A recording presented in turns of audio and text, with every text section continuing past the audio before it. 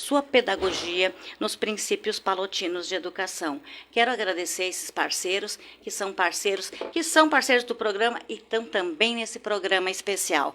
E também o pessoal que está nas eleições, que está na Copa, é um timaço. Então, eu quero agradecer muito a todos vocês que fazem com que esse programa se torne referência cada vez mais. E por falar em referência, na sexta-feira nós vamos ter um programa direto de São Paulo com uma grande palestrante e mentora. Ela tem mais de 200 mil seguidores e vai estar falando para a gente. Então, você não pode ficar de fora, depois eu conto mais. Bom, depois de todos esses recados, né? Vamos começar o nosso programa. Um tempinho gostoso com essa chuvinha. Sempre com o nosso convidado especial aqui das quartas-feiras, que é referência em medicina do trabalho. Falando em medicina do trabalho, é Protege. Ele, Dr. Zoé Dalmora, nosso parceiro aqui, quero dar o boa noite para ele. Boa noite, bem-vindo, doutor. Boa noite, Zete. Boa noite, a nossa doutora Sabrina está aqui conosco hoje. E hoje nós vamos brindar, né, Lisete, o nosso ouvinte aí com a doutora Sabrina Ribas, tá? E eu quero só apresentá-la, depois não vou falar mais, né? Não vai sobrar nada para me falar. A doutora Sabrina, eu tenho a alegria de dizer que, além de uma excelente profissional, é nossa amiga, né? A doutora Sabrina, ela se formou em medicina em Santa Maria, e logo em seguida ela trabalhou conosco lá na Protege. Então, durante um período, a doutora Sabrina prestou os serviços na Protege, e então isso nos honra muito, né, saber que essa profissional competente e importante que ela se converteu em Santa Maria tenha estado lá junto conosco. Então, mas só para colocar, a doutora Sabrina é uma das melhores profissionais na área de mastologia em Santa Maria, uma excelente profissional com profundo conhecimento técnico, estudiosa, comprometida com os pacientes, com a ciência, como ela sempre foi, né? Então, ela é ginecologista e obstetra, formada na nossa universidade aqui de Santa Maria, que forma excelentes profissionais. E depois da ginecologia, né, só os ouvintes sabem disso, mas não custa repetir, né? O profissional faz a especialização em gineco, né, Sabrina? Isso. E depois da especialização em gineco, como está acontecendo com várias especialidades na medicina, os profissionais vão se especializando ainda mais numa determinada patologia. Então, a Sabrina virou mastologista, né, e conhece tudo aí da mama, né? Podíamos dizer assim, né, Sabrina? Isso. Então, com essa especialidade. Então, isso eu queria apresentá-la, né? E dizer que ela vem aqui para aprofundar mais e mais ainda a questão aí do Outubro Rosa e da prevenção do câncer de mama. Então, Sabrina, Perfeito. Seja bem-vinda, uma alegria tê-la aqui conosco. Obrigada, Zoé. Obrigada. Boa noite, Lisete. Boa noite, Zoé. Boa noite a todos os ouvintes. Agradeço muito o convite pela participação. Na verdade, é importante, né, fazer esse comentário inicial, que é o comentário de que eu tive essa feliz experiência, né, na Protege no início da minha atividade.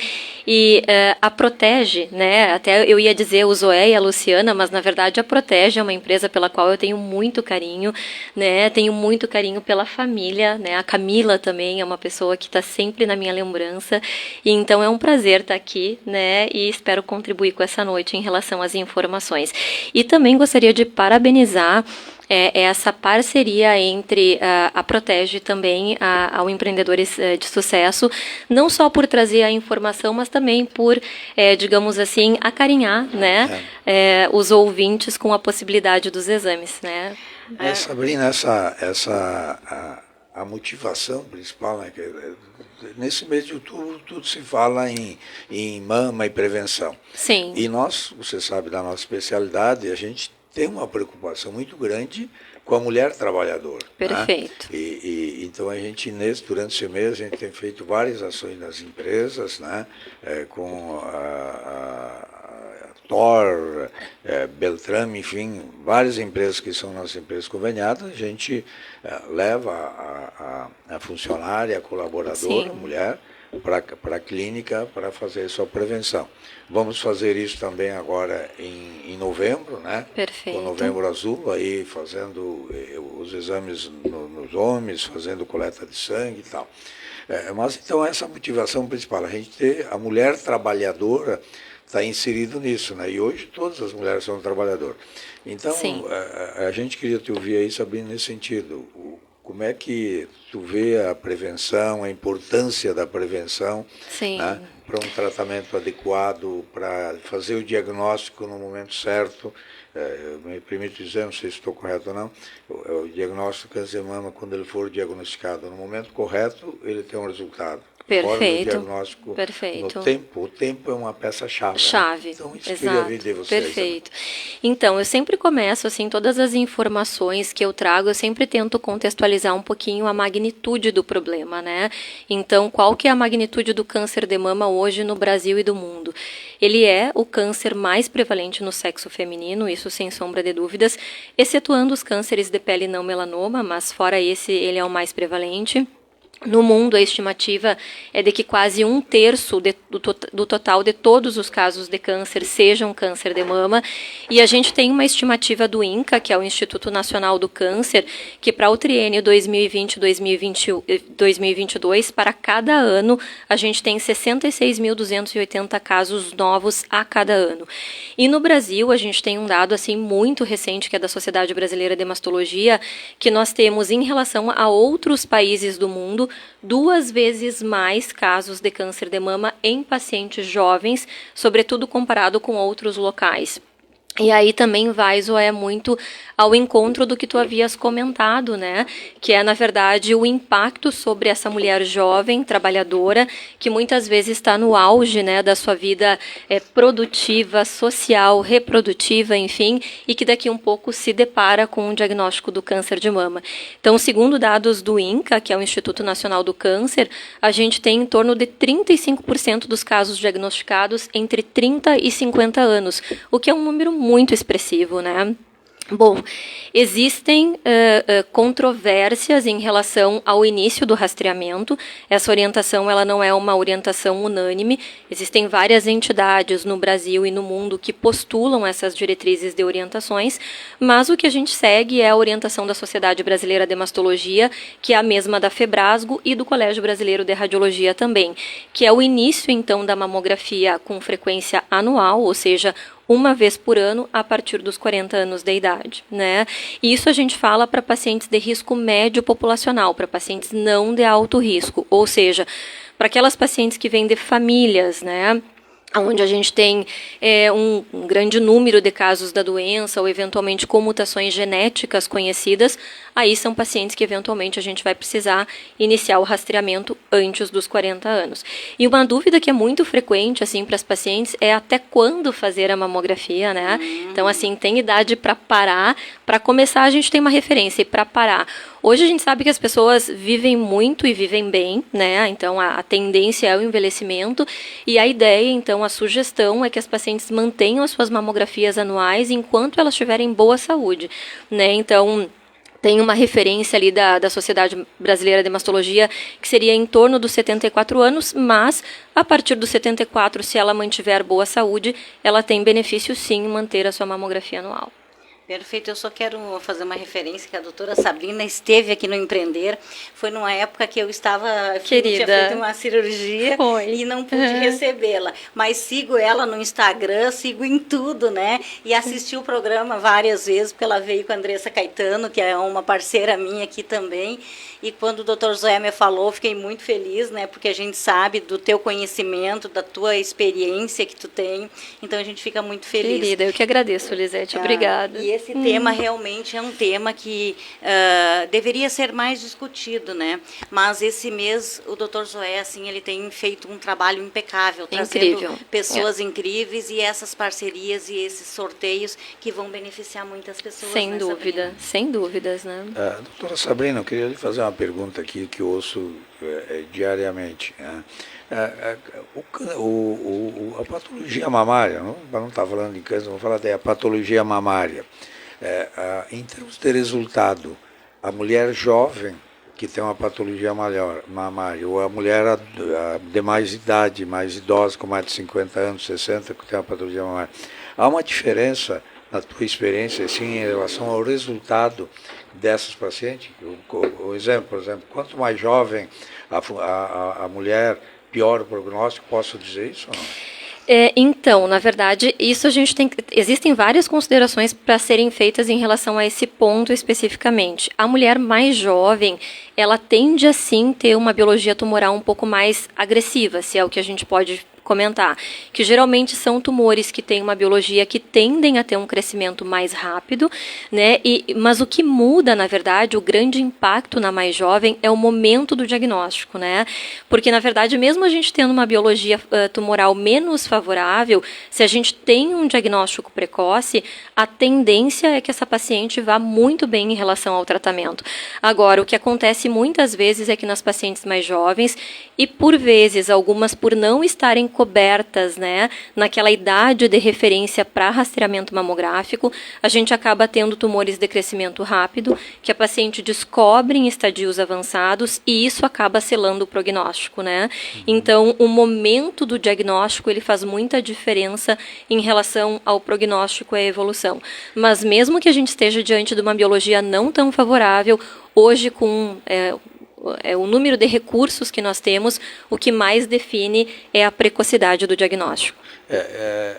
Dá para dizer que existe alguma diferença no tratamento entre uma mulher mais jovem e uma de mais idade? Tipo, a gente sabe que numa patologia mamária, tu faz cirurgia, tu faz quimioterapia, tu faz radioterapia, quer dizer, muda a conduta terapêutica entre uma paciente jovem e de mais Perfeito. idade? Essa é uma pergunta espetacular, assim, Zoé, interessantíssima, porque até nos congressos, nos eventos, a gente tem mesas focadas exatamente nisso, porque até um tempo atrás a gente sabe que as pacientes mais idosas, muitas vezes, elas eram, digamos assim, poupadas de alguns tratamentos que hoje a gente não vê mais justificativa para isso. Então, na verdade, vai depender muito da biologia tumoral e, sobretudo, também do status de saúde da paciente, né? Então, mesmo sendo uma paciente com mais idade, se ela tiver uma biologia tumoral não tão favorável, mas ela tiver condições de receber a terapia proposta, ela deve sim ser investida e receber a terapia adequada para a biologia tumoral. Independente da idade. Independente da idade, perfeito. Uma outra pergunta que eu considero importante ouvir todo dia. A questão da amamentação, Sabrina. A mulher que amamenta tem menos chance de ter patologia mamária.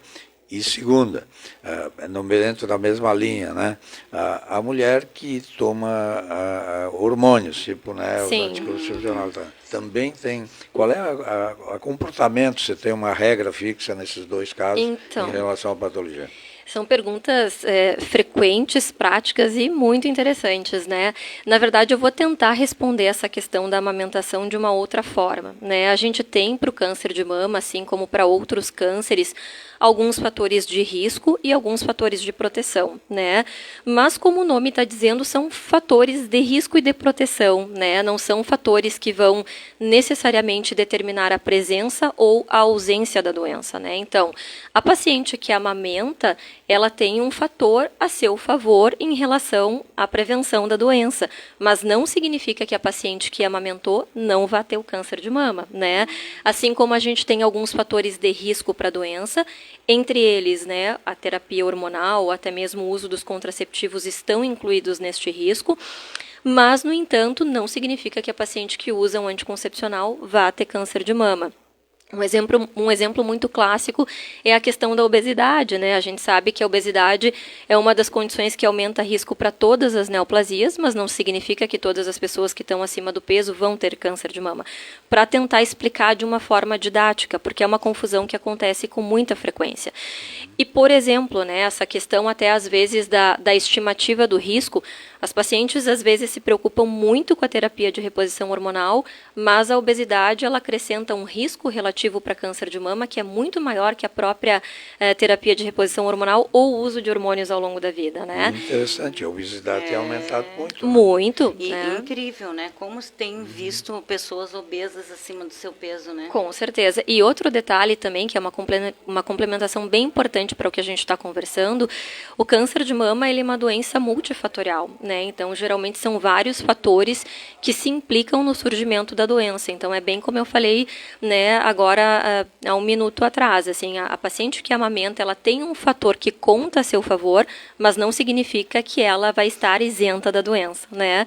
Bem como aquela que usa hormônio, né, pode ter um fator de risco, mas não significa que a doença vá surgir, né? Dentro dessa mesma linha, doutora Sabrina, a questão genética, dá para afirmar, né, que a minha mãe teve CA de mama, a minha filha tem grandes perspectivas de ter também, ou essa relação não é tão correta assim? Essa relação... Essa é até uma pergunta que o pessoal está fazendo aqui na live. Na live, que é uma das dúvidas muito frequentes e também eu ouço muito no consultório, as pacientes, geralmente elas chegam para mim e dizem assim, Sabrina, eu não tenho história na minha família, então eu estou tranquila, né? Então tá tudo certo, talvez não preciso nem de exame, né? Não, nem pensar.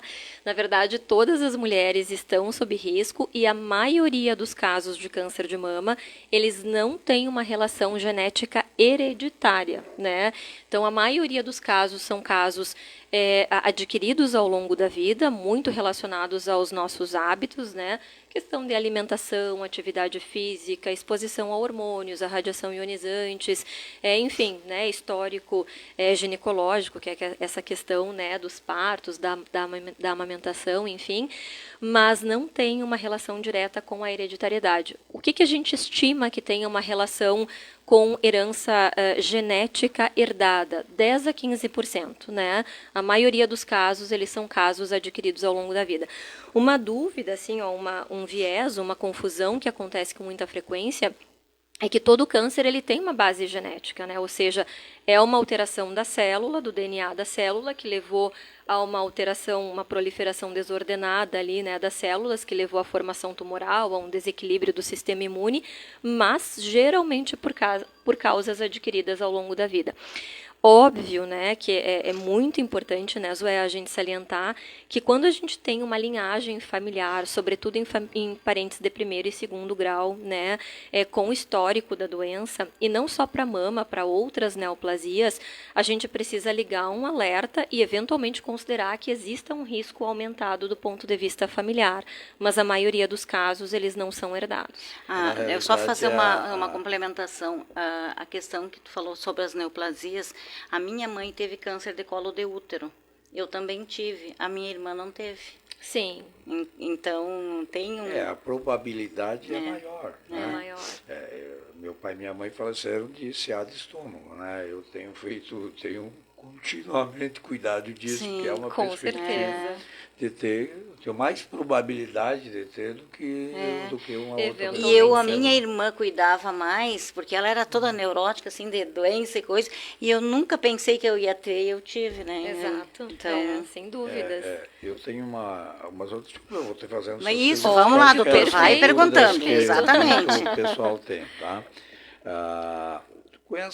Existe na tua concepção alguma atividade laboral, ou seja, qual a atividade do trabalhador, vamos dar exemplo, motorista, metalúrgico, enfim, eu tenho uma empresa de motorista aqui, uma unidade aqui, tem 4 motoristas de caminhão, a mulher agora, Sim. Né, já virou motorista de caminhão, já faz tudo, é Uber, caminhão, Sim. tem metalúrgicas, a mulher está ocupando realmente todas as atividades do homem. Dá para citar uma patologia, uma atividade laboral, uma atividade de trabalho que pode ser uma condição predisposta a ter um provável câncer de mama? Então, por relação direta, Zoé, assim, a gente não tem esse dado científico, né? Mas por relações indiretas, sim, a gente pode considerar vários fatores, por exemplo, atividades que talvez favoreçam mais o sedentarismo, que a pessoa não tenha tanta atividade física ao longo do dia, que tenha exposição à radiação ionizante, né? Então, que isso a gente conhece bastante, que é frequente, então isso talvez indiretamente. Esses dias nós estávamos discutindo a questão questão de fatores de risco para câncer de mama, e existem algumas referências que trazem até mesmo plantões noturnos, né? Situações... Exato. Tudo, É curioso porque, na verdade, essas atividades que envolvem aumento do estresse, mais sedentarismo, mais inatividade física, aumento de peso, aumento de cortisol, talvez tudo isso possa favorecer de forma indireta, mas uma relação laboral direta não existe. Só que isso é importante até para as mulheres trabalhadoras, né? Claro. Saber disso, né? Bom, quero voltar a um outro esclarecimento, doutora Sabrina. A questão, quando é que eu faço mamografia e quando é que eu faço ecografia? Perfeito. O exame padrão para rastreamento do câncer de mama é a mamografia, né? E quando a gente fala em rastreamento, a gente está falando em que especificamente? No exame preventivo, que é aquele exame que a gente faz nas pacientes assintomáticas como forma de detecção precoce da doença. Então, o exame preconizado é a mamografia. No entanto, a gente sabe que a mamografia ela não é capaz de fazer o diagnóstico de todos os casos de câncer de mama, né? Em que situações a mamografia necessariamente precisa ser complementada com ultrassom ou com a ecografia? Em situações de mamas densas, né?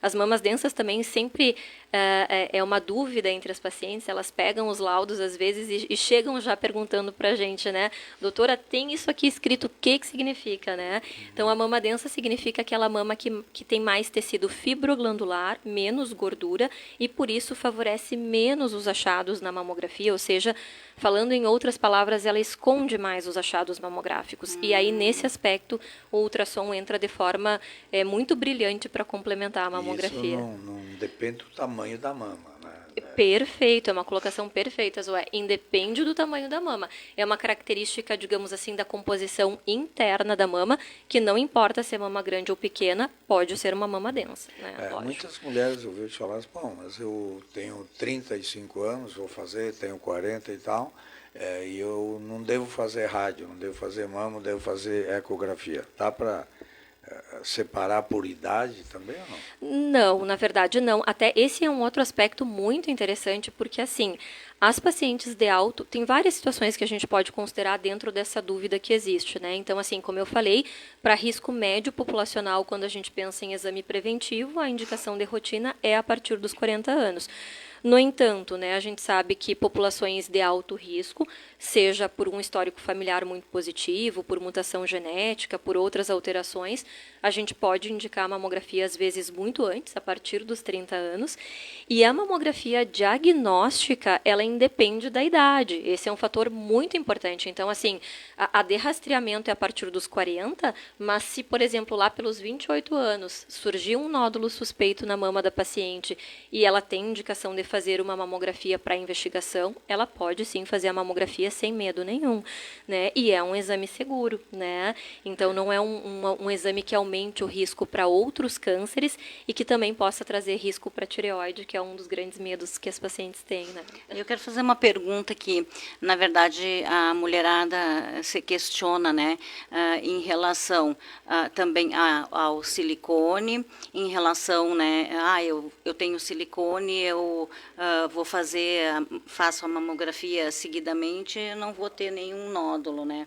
E a questão também que há poucos dias atrás uma amiga minha achou um nódulo e já começou a chorar, ficou desesperada e fez os exames, não era um câncer, ela fez uma punção. O que é isso? Explica pra gente qual é a diferença disso. Dúvidas bem interessantes, Lisete. Então, assim, vamos começar talvez pela questão do silicone, né? Então, assim, primeiro, as pacientes que têm silicone, elas, é uma dúvida também muito comum, né? Elas podem e devem fazer a mamografia sem nenhum prejuízo e sem nenhum risco. Esse é um aspecto bem importante. Qual que é a indicação para a realização da mamografia? Exatamente a mesma, de acordo com o risco populacional. Então, se é paciente de risco médio populacional a partir dos 40 anos, se for de alto risco, antes disso. Um outro, às vezes, viés que acontece é que a paciente que tem a prótese, seja por qualquer razão, seja por questão estética, seja por questão de reconstrução da mama, tem algumas que acreditam que só pelo fato de ter a prótese, elas necessariamente precisam fazer a avaliação com ressonância de mamas, né? Isso também não é verdade. Então, se com os exames convencionais, que é a mamografia e ultrassom, a gente consegue avaliar adequadamente a mama da paciente, não há necessidade da gente fazer ressonância. A ressonância ela é padrão ouro quando a gente quer avaliar o implante. Então, por exemplo, se a gente tem uma paciente com um implante, né, por exemplo, tem uma suspeita de ruptura da prótese, sem sombra de dúvidas, a ressonância vai ser muito bem colocada. É claro que a ressonância, no meu ponto de vista, é um exame sensacional, ela vai ter várias outras indicações, mas para rastreamento seriam indicações muito específicas, né? Só o fato da prótese não indica necessariamente a realização da ressonância. Quanto à punção, a punção ela é um exame que é feito de forma ambulatorial, né? Pode ser guiado por ultrassom ou por mamografia mais frequentemente, né? É uma agulha que é conectada a um disparador de pistola, né? Como se fosse uma pistola que dispara uma agulha, feita com anestesia local e aonde a gente consegue coletar fragmentos dessa área que a gente quer avaliar para poder analisar pela biópsia, pela patologia e ter um diagnóstico definitivo se aquele nódulo é suspeito, é maligno ou se ele exige algum tratamento adicional, né? Então, a biópsia ela é uma opção a gente pode dizer quase que contemporânea, né? Porque relativamente é um procedimento recente. Antigamente, todas as biópsias a gente precisava levar a paciente para a cirurgia. Hoje não, a gente tem essa opção da core biopsy, que é a biópsia por agulha grossa, que se faz com anestesia local e é um exame que tende a ser muito bem tolerado pelas pacientes. As pacientes se assustam muito, né? Elas ficam muito assustadas quando tem a indicação, né? Mas é um exame muito bem tolerado. E tu falaste uma coisa, Lisete, muito importante, que é essa questão, assim, do receio em relação ao diagnóstico, né? Então, a maioria dos nódulos diagnosticados na mama, eles não são câncer, né? Isso é importante, né, São pessoal? benignos. São benignos, porque essa menina, exatamente. ela ficou desesperada, ela mobilizou todo mundo. Gente, isso mexe muito com a mulher, né? ela Mexe. ficou Mas desesperada. Daí eu só quero fazer uma última colocação em relação a isso. Tá? Esse nódulo, qual a chance de ser câncer, esse que é mais líquido, assim? Essa é uma pergunta também super interessante. Eu sou muito motivada com as perguntas porque é o que a gente vive no dia a dia, né? É o que a gente vê absolutamente todo dia no consultório, nos hospitais, enfim. A probabilidade disso tornar-se câncer ou ter uma associação com câncer numa amostragem maior vai depender justamente do que a gente vai encontrar na biópsia, né? Tá. Porque eu falo justamente isso para as pacientes. Entre os nódulos benignos, Lisete, não são todos iguais, né? Então, às vezes a paciente chega para a gente com a história de um nódulo, ela chega, Sabrina, eu não sei, eu fiz uma biópsia, só sei que deu benigno, mas isso para mim não diz muita coisa.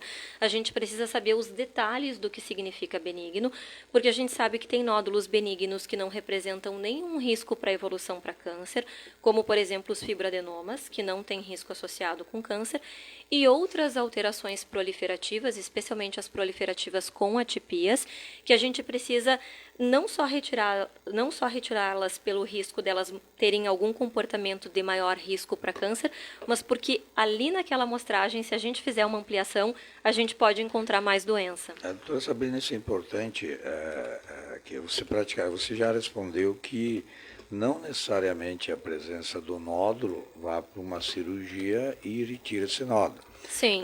Mas eu me retorno aqui, eu comecei a trabalhar em 1980 no interior de Santa Catarina, faz tempo, né? E não tinha mamografia e não tinha ecografia de mama. Aí eu fiz gineco na época, uma especialidade que eu gostava muito, acabei fazendo muito, e eu tirei muitos nódulos, né? Lá no interior de Santa Catarina, da mama, exatamente com esse medo, quer dizer, na dúvida eu acabava tirando nódulo que dava segurança, fazia biópsia e esse nódulo ia para a patologia, né? e aí tu tinha um diagnóstico definitivo. Perfeito. Hoje já não se faz mais isso, né? Porque tu tem uma punção, Com que raras te dá o diagnóstico, exceções, e o mastologista consegue ter esse rastreamento. Mas- E dentro desse mesmo Mas caminho... vamos deixar para depois do intervalo, doutor, aí a gente segue um pouco tem mais. bastante assunto, né? Mas hoje a gente pode ir um pouquinho mais longe, se vocês puderem, a gente pode ficar até 8h15, mais ou menos. Perfeito. Então a gente vai um intervalo e volta em seguida. Imembuí, FM 101.9. Há 80 anos, amando essa cidade. Pense bem, o Rio Grande nunca reelegeu um governador, nunca deu continuidade aos bons projetos. Sempre paramos no meio do caminho. Agora temos a chance de mudar isso, fazer diferente, pela primeira vez mudar nosso futuro sem mudar nosso governo. Com o Onix, a gente para e dá marcha ré. Com o Eduardo, a gente segue em frente e acelera. Tá fácil escolher, né? Eduardo, Governador 45. Coligação 1 só Rio Grande. Federação PSDB e Cidadania. MDB, PSD, Podemos e União Brasil. Para um novo você, uma nova Volkswagen. Na Topeiro, troca de óleo por R$ 189,00. Motores 1.0 e 1.6. Veículos de 2008 a 2018. Promoção válida até dia 31 de outubro. Vá até uma concessionária. Juntos salvamos vidas. Volkswagen. Onix Governador. Não se trata de dividir as famílias, se trata de governar para elas. Não se trata de jogar um contra o outro, se trata de ser contra o comunismo e a corrupção. Não se trata de, eventualmente, mudar de opinião, se trata de não mudar a sua convicção. Valores, princípios e lealdade não se negocia. Ou você tem, ou muda de lado sempre que lhe convém. Onix 22. Coligação para defender e transformar o Rio Grande. PL, Patriota, Republicanos e Prós. Brita Pinhal. A natureza é a nossa fonte e o nosso compromisso para com o futuro. Acesse britapinhal.com.br. Brita Pinhal entrega soluções em obras de infraestrutura de pequeno, médio e grande porte. Brita Pinhal, muito além do que você imagina. Fala, presidente Lula. Nós vamos votar aumentar o salário mínimo, porque o salário mínimo é a base para quase 30 milhões de pessoas e é importante que ele aumente acima da inflação sempre. E nós vamos tratar de gerar empregos, porque o emprego é aquilo que dá dignidade ao ser humano. Aliás, é a única razão que eu tenho para voltar a ser presidente, é melhorar a vida do povo brasileiro. Agora é Lula! Esperança, PT, PCP, Sol, Rede Solidariedade, Agir, Avante, Prós. Chegou o Clube Muito Mais, Ângelos Oeste. Muito mais vantagens, muito mais benefícios. São centenas de parceiros em todo o Brasil, com descontos incríveis. Conheça nossos planos assistenciais AM Brum Ângelos Oeste. A partir de R$ 38,00 mensais. É muito mais tranquilidade e confiança. Chame no WhatsApp 559-9633-5761. AM Brum Ângelos Oeste. Por você, sempre. Coligação PL, PP e Republicanos. Proposta de Bolsonaro para a segurança. Redução da maioridade penal. O Brasil elegeu um novo Congresso. Teremos agora a oportunidade de aprovar a redução da maioridade penal para crimes hediondos. Jovens de 16 a 17 anos que, porventura, cometerem crimes como sequestro, estupro e roubo seguido de morte, pagarão pelos seus atos. Lugar de jovem é na escola, se preparando para o futuro. Bolsonaro 22, presidente. A construtora Jobim informa. Já está chegando o novo Porsche Macan para ser sorteado entre os novos compradores de imóveis da construtora. Aproveite as condições de comemoração para investir na esquina mais valorizada de Santa Maria. Apartamentos, salas e lojas com entrada de apenas R$ 99.800. A restante parcelado em 30 vezes, mais 2 reforços, sendo um nas chaves. Construtora Jobim, com amor. Colégio Fátima, há 70 anos educando com base no Evangelho e nos princípios palotinos de educação, valorizando a formação contínua e a ampliação do conhecimento, desde o berçário, educação infantil, anos iniciais, anos finais, até o ensino médio. Venha fazer parte desta história. No Colégio Fátima, as matrículas para 2023 já estão abertas para novos alunos. Acesse o site colegiofatima.com.br.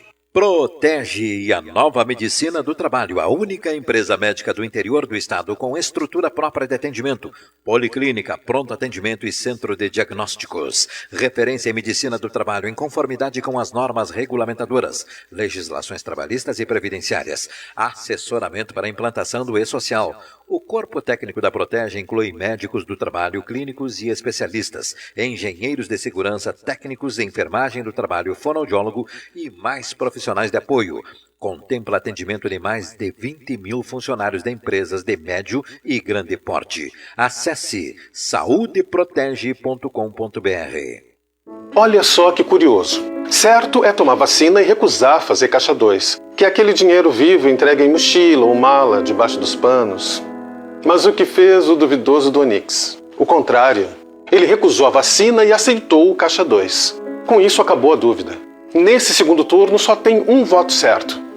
É o cara que tomou a vacina e sempre recusou a corrupção. Eduardo Governador 45. Coligação 1 só Rio Grande. Federação PSDB e Cidadania. MDB, PSD, Podemos e União Brasil. Você merece ter a internet móvel mais rápida e a melhor operadora do Brasil. É por isso que a Claro tem uma loja novinha no Santa Maria Shopping, com um atendimento preparado para ajudar e contar para você tudo sobre o primeiro 5G do Brasil e a internet em fibra com a maior estabilidade para a sua casa.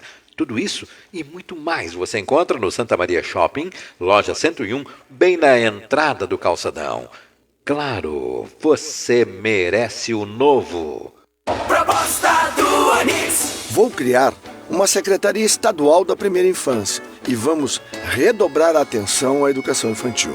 Para um estado ser grande, deve começar cuidando hoje dos nossos pequenos. Proposta do Onix. Onix também vai ampliar o ensino em tempo integral nas regiões mais carentes e criar escolas cívico-militares. Transformar o Rio Grande. Agora é 22. Para defender e transformar o Rio Grande. PL, Patriota, Republicanos e Prós. Do Santa Lúcia sempre fui fiel. Bota a cidade sempre para o lar. DSL pode comparar. Paixão antiga que mexe comigo. Fidelidade no meu combustível. A novidade que chega e aviso. Tenho desconto quando baixo o aplicativo.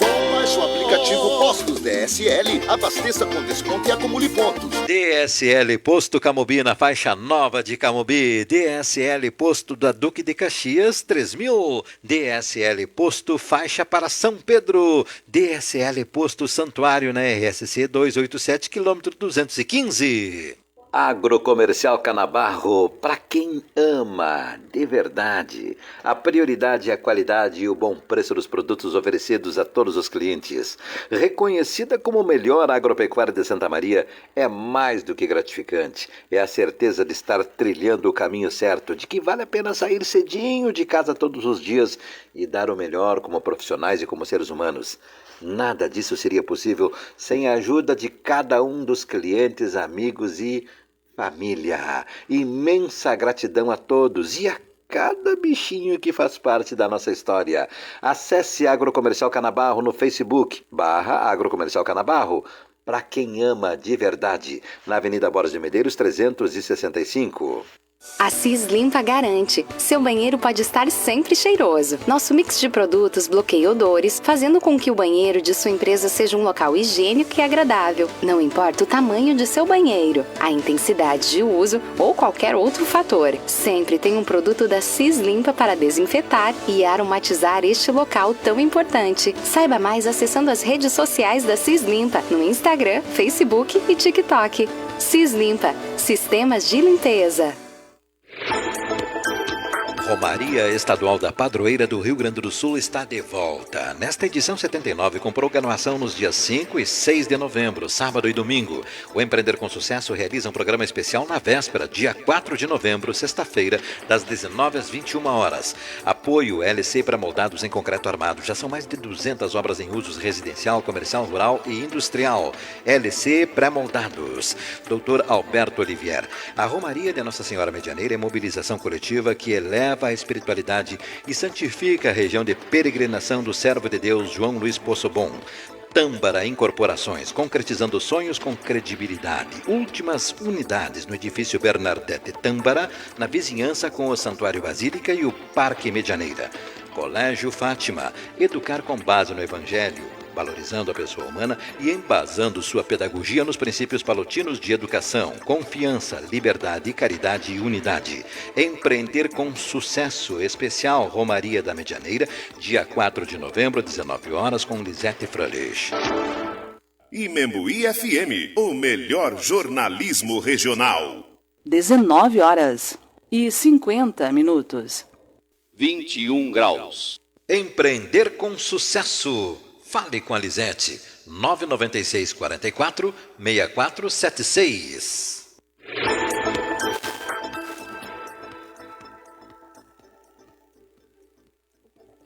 Até hoje não fui pega de surpresa aqui, não teremos somente 1 hora em função do futebol. Então, nós vamos passar a palavra para o doutor Zoé, para a gente aproveitar a doutora Sabrina Ribas aqui e aprender um pouco mais com ela, porque nós podemos ir hoje, então, até às 20 horas e 5 minutos. Doutor Zoé, vamos seguir, então. Vamos lá. Doutora Sabrina, uma coisa que pode parecer estranho para as mulheres aí. Eu tive a oportunidade de fazer 2 cirurgias nesse sentido, em Santa Catarina também, em nódulo de mama de homem. Homem também pode ter câncer de mama? Pode, com certeza. Essa é uma pergunta interessante, Zoé. Assim, óbvio que o risco ele é muito menor em homens, tanto que a gente estima assim que do total de casos, 1% só ocorra no sexo masculino, mas pode acontecer sim. Uma das dúvidas, né, muito frequentes, assim, como que faz diagnóstico em homem, Isso. né? O homem pode, se ele tiver dúvida, que eu ia te fazer essa pergunta, ele pode procurar a doutora Sabrina? Pode procurar a mastologista? Perfeito. O mastologista, na verdade, ele é o médico que trata de mamas, independente se sejam femininas ou masculinas, né? E uma das dúvidas dos pacientes homens, assim, é como fazer o diagnóstico. Então, é muito importante ficar atento aos sinais, porque os homens não são incluídos em nenhum programa de prevenção ou de rastreamento. Então, na maioria das vezes, quando a gente tem o diagnóstico, é o próprio paciente que percebe alguma alteração, ou um nódulo palpável, ou líquido pelo mamilo, ou sangue pelo mamilo, enfim, então é muito importante. E na eventualidade de ter alguma alteração, sim, buscar um mastologista para sua avaliação. Ótimo. Dentro da mesma questão do mastologista, a mastologista só trata câncer de mama? Quando é que a mulher vai no mastologista? Perfeito. Na verdade, não, né? Então, como eu havia comentado agora, mastologista é o médico das mamas, né? Seja para doenças benignas, malignas ou eventualmente até para suas rotinas, né? Até mesmo para o rastreamento. Então, mesmo a paciente que não tem sintomas e que eventualmente quer vir anualmente no mastologista para fazer o exame clínico, avaliar a mamografia, avaliar ultrassom, o mastologista também cumpre esse papel, né? E o mastologista, ele também, em geral, especialmente, né, digamos assim, a formação mais jovem da mastologia, na residência médica da mastologia, a gente já tem a formação para a cirurgia mamária, né? Seja por câncer ou não. Então, é o médico que trata das mamas. E o mastologista, ele faz também a reconstrução ali da mama? Então, como eu disse, assim, essa geração mais jovem, né? Na residência a gente já tem formação para isso. Então, a gente pode dizer que atualmente a maioria dos mastologistas, sim, eles fazem o tratamento do câncer e já são habilitados para fazer a reconstrução mamária. O silicone, ele predispõe ao câncer de mama? Tem alguma relação de... Cientificamente não, né? Para câncer de mama, não. Hoje a gente sabe que sim, uma única correlação que é sabida é para um outro tipo de câncer que não é formado na mama, que é formado na cápsula do implante, né? A cápsula é como se fosse assim um saquinho, para falar de forma mais didática, né? Que envolve a prótese. Pelo fato da prótese ser um corpo estranho, o organismo forma esse saquinho que engloba completamente a cápsula e a prótese prótese e separa do restante do organismo. Então, existe hoje um tipo de câncer, que é o linfoma anaplásico de grandes células, que ocorre nessa cápsula do implante, que esse sim está relacionado com a presença do implante, mas, né, não existe nenhuma razão para que as pacientes se assustem ou se preocupem com isso, porque o número de casos ele é realmente muito, muito, muito pequeno em relação ao número de pacientes que têm implantes, né? Uma pergunta que não sei se tu vai conseguir responder, porque sei que ela é meio polêmica, né? Mas que todas as mulheres pensam. Nós tivemos aí a questão da mastectomia. Eu tenho um nódulo de mama, eu fiz uma mastectomia, tirei toda a mama, né? Tirei toda a mama esquerda. Já vimos aí, né, nomes famosos do mundo artístico dizendo o seguinte: aí eu tiro aí a mama direita também, né, tirei as duas mamas, a mama direita estava boa, tirei também. Aí tirei ovários e tal. Como é que você vê essa questão aí da mastectomia? Eu tenho câncer à esquerda, de fazer a mastectomia bilateral em função da patologia apresentada. Bom, eu quero complementar. E aí, isso diminui o risco dela voltar a ter câncer? As perguntas interessantíssimas, assim, né? Então, bom, primeiro, não existe uma resposta única para todas as pacientes, né? A gente precisa avaliar o risco de cada paciente caso a caso.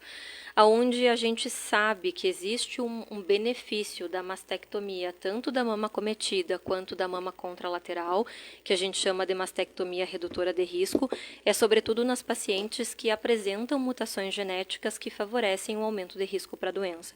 Então, pacientes com mutações, né? Como, por exemplo, um caso que é muito emblemático, que ficou conhecido, que é o caso da Angelina Jolie, que lá em 2013, né, fez adenomastectomia bilateral e aí retirou também os ovários, porque tem mutação BRCA1 na família, né, eu acho que a mãe dela é mutada, se eu não me engano, se eu não estou equivocada, eu acho que é isso. Então, são casos muito específicos, né. Agora, aquele conceito que existia antigamente de quanto mais melhor, quanto mais cirurgia melhor, hoje não necessariamente ele é verdadeiro, até porque a gente sabe que hoje, com o avanço que nós tivemos, sobretudo em todos os tratamentos que nos apoiam, né, o tratamento oncológico, a radioterapia, a própria modificação dos conceitos da cirurgia também, a gente sabe que não necessariamente o mais é o melhor. E para cirurgias conservadoras, que são aquelas cirurgias onde a gente não retira a mama, a gente sabe que a cirurgia conservadora seguida da radioterapia, né, desde que a gente consiga remover adequadamente toda a lesão, ela tem um resultado equivalente ao da mastectomia. Ou seja, não significa que necessariamente a paciente que tira a sua mama, ela vai estar mais bem tratada do que aquela que não tira, né? Mas lógico, como eu falei, depende de cada caso, de cada situação, né? É muito complexa a decisão, mas em geral a gente pode contextualizar desta forma. Perfeito.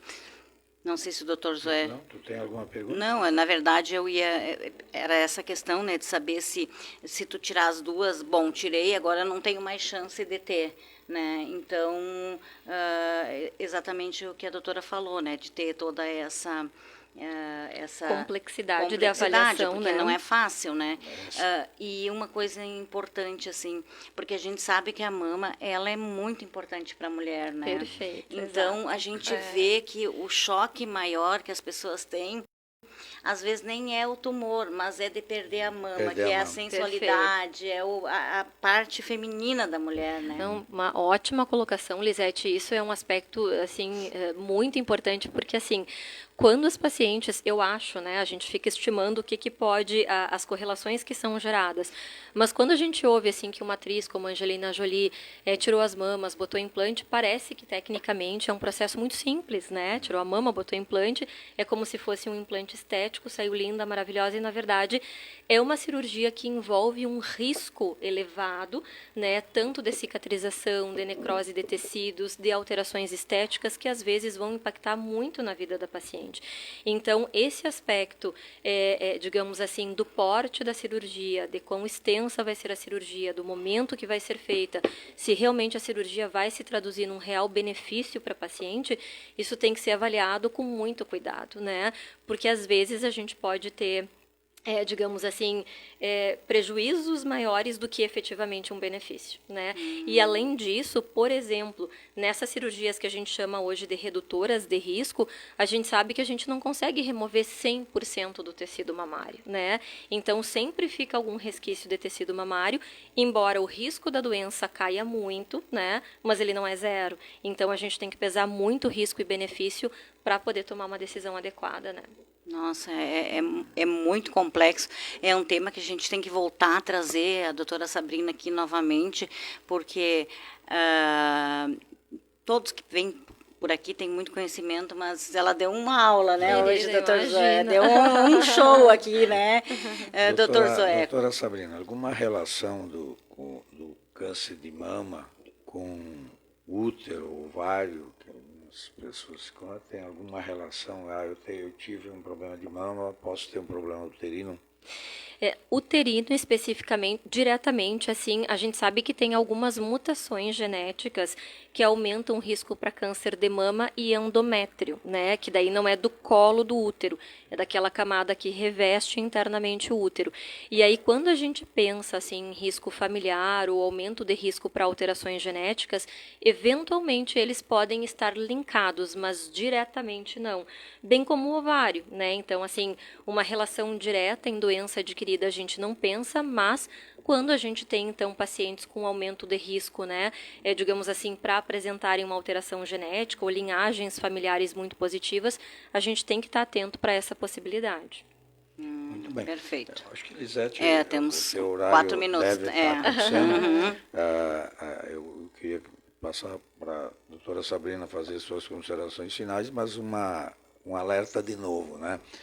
As mulheres, né, têm essa grande possibilidade, né, de prevenir, né, Sabrina, o quanto o câncer de mama, o câncer ginecológico reflete na vida de uma mulher, né?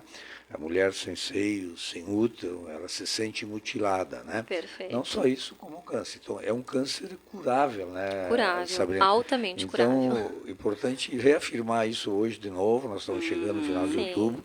O Outubro Rosa foi criado exatamente para ter essa conscientização, mas na realidade as mulheres têm que sair com essa conscientização que elas têm que ter prevenção anual, né? Hoje é inadmissível, né, doutora, que uma mulher não vá ao ginecologista anualmente. Perfeito. Então, eu quero te agradecer muito a gentileza de vir aqui conosco, vamos te convidar outras vezes, né? Sem dúvidas, eu fico feliz. Pode ficar à vontade aí para fazer suas considerações finais aí. E antes dela falar, eu quero mandar um abraço para Maria Aparecida Schmidt, ela que está nos acompanhando, diz que acompanha todos os dias o programa, seu esposo também, que é cirurgião dentista, e depois a doutora Sabrina pode passar também o Instagram dela. Claro, perfeito. Eu agradeço muito, eu que agradeço ao convite, Zoé, né, a Lisete, e parabéns mais uma vez pelas iniciativas, né. Hoje, assim, uma das formas também importante, eu não poderia encerrar sem falar hoje na questão, o quanto é importante o estilo de vida, né, então a mamografia, sem sombra de dúvidas, é uma forma de prevenção, que é o que a gente chama de prevenção secundária, o diagnóstico precoce, mas ter uma prevenção primária com dieta saudável, atividade física regular, tentar controlar o estresse, evitar tabagismo, reduzir a ingesta alcoólica, né? Ter uma qualidade de sono importante, cuidar da vida de uma forma geral, eu acho que também é fundamental na prevenção. E tem, Lisete, que tu havias comentado, né, que eu acho que é uma questão bem interessante, saiu um artigo publicado recentemente, agora em setembro, se eu não me engano, numa revista que é Public Health in Practice, que é justamente, foi um artigo brasileiro, né, do Hospital do Servidor Público Estadual de São Paulo, mostrando justamente o impacto do Outubro Rosa na prevenção, né, e a conclusão do artigo é que justamente essas ações que a gente tem ao longo de todo o mês de outubro possam ser estendidas ao longo do ano para estar sempre relembrando os pacientes, né, e reforçando essa lembrança da prevenção. Perfeito. Deixa o teu Instagram pro pessoal. Certo, é Sabrina Ribas. Gente, nós vamos encerrar, né, porque hoje a gente está encerrando mais cedo, a gente não sabia, mas quero agradecer ao Dr. Zoé pela parceria, por estar sempre conosco aqui nas quartas-feiras, a doutora Sabrina que nos deu uma aula aqui também, né, e lembrando então que a gente volta amanhã com mais Empreender com Sucesso. Você pode assistir esse programa na nossa página, no nosso YouTube, amanhã no TikTok e no Quai também, em todas as plataformas, e amanhã vamos estar publicando também no Instagram. Então, você nos acompanha aí e lembre-se Lembre-se de seguir Empreender com Sucesso Oficial e Saúde Protege. Uma boa noite a todos.